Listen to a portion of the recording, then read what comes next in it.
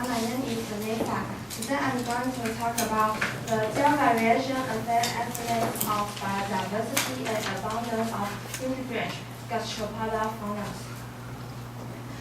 Gel means day and night, and nudibranch means sea slab. Introduction.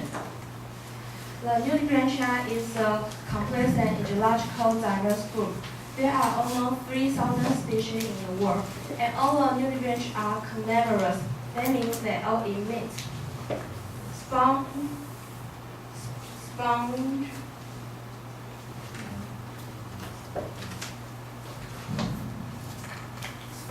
hydrozoa, and coral are all their food. Okay, and most of the nudibranchia has highly specialized on their food.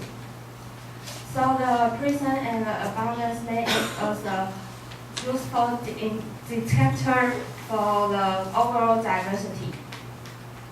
And the total number of nudibranch species recorded at different latitudes in the world. We can see that in the tropical zone the number is higher than the other latitude.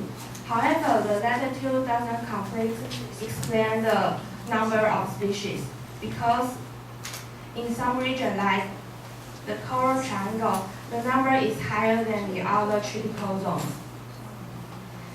And how about the topic day and night we mentioned earlier? Let's talk about two kinds of nudibranch. The research is in Hawaii, shows that one of the nudibranch will stay on their food during the daytime, and when the sun goes down, they will go to the place they hide in the night. And the other nudibranch do in contrast. So this observation told that there was a gel variation affect the biodiversity and abundance. But however, many surveys may neglect the nighttime survey.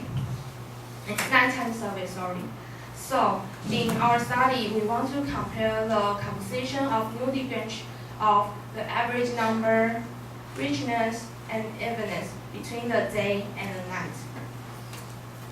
Material and methods. The study will conduct in the Greenland, Shillong. And we did the survey from December 2009 to November 2010. We chose 8 rocks, and with the total area of 600 square meters. And we did for each survey for 70 minutes. We delayed the night dive until after 20 hours because the previous observation said that the nocturnal nudibranch did not emerge until then. Nocturnal means the species will show up in the night. Results.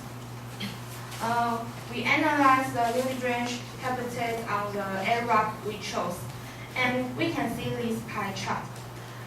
The highest percent cover is coral, and the lowest percent cover is algae.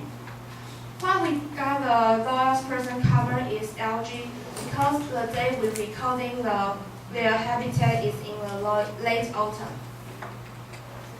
And we also record the cumulative total of 53 species, and including 6 possible new species. During the daytime, we found 34 species, and during the nighttime, we found 42 species. And we can see this table. The black bar represents the nighttime surveys, and the white bar represents the daytime survey. The x-axis is date. The y-axis is number of species. We can find that there was no significant difference in the actual number of species between the day and the night. And now let's see the mean number of individuals. The number of individuals observed at the night was significantly higher during the day. And across all our surveys, we can find that the number of individuals recorded at the night was consistently greater than for the day. And we can see the individual we found at the night is double to the day.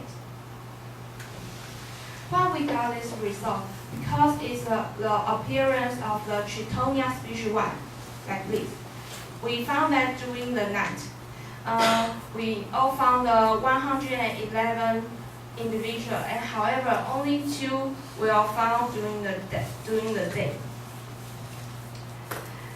And about the biodiversity index and species similarity, first, we use the Shannon-Wiener H diversity index for species richness, which high value means high richness.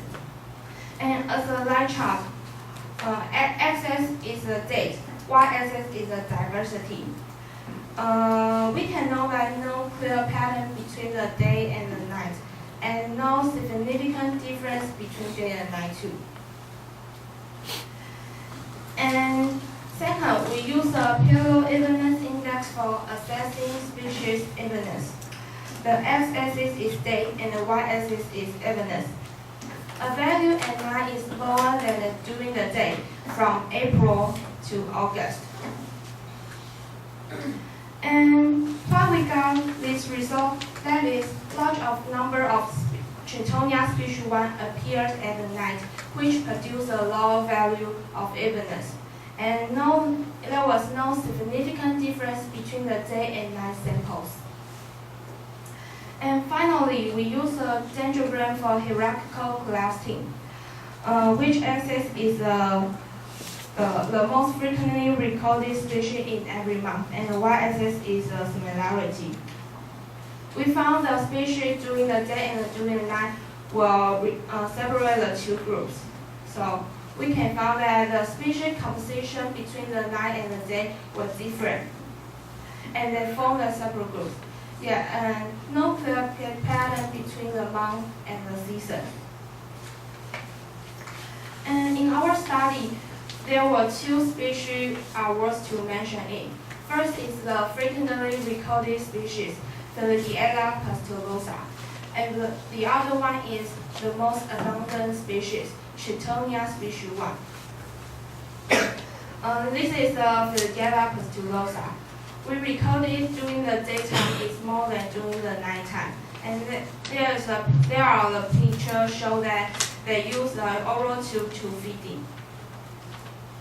And when the night comes with the silence, a species, Chitonia species 1, just show up. During the night, the party just begins.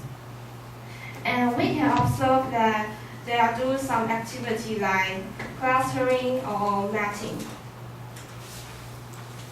And we also compare the relationship between the season and the abundance. First, we choose 2 kinds of feeder. First is a coral, and the other one is a sponge. We also use 3 kinds of nudibranch to get the result. And the table shows that the abundance between the 4 seasons, and we can find that the coral feeder is highly significantly different, but the sponge feeder are not.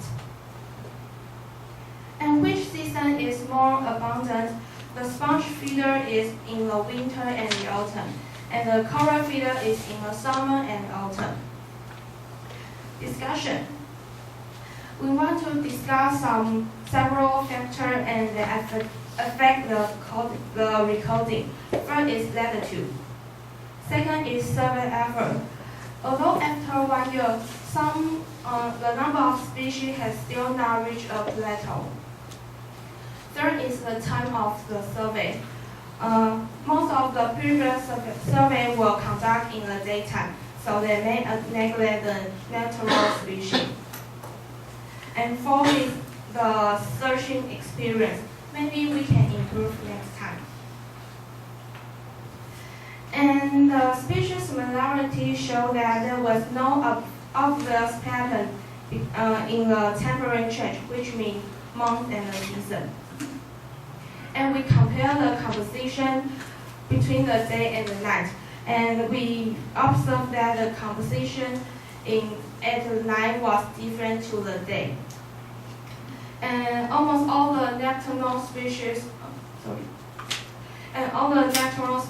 were clustered together like this. Conclusion.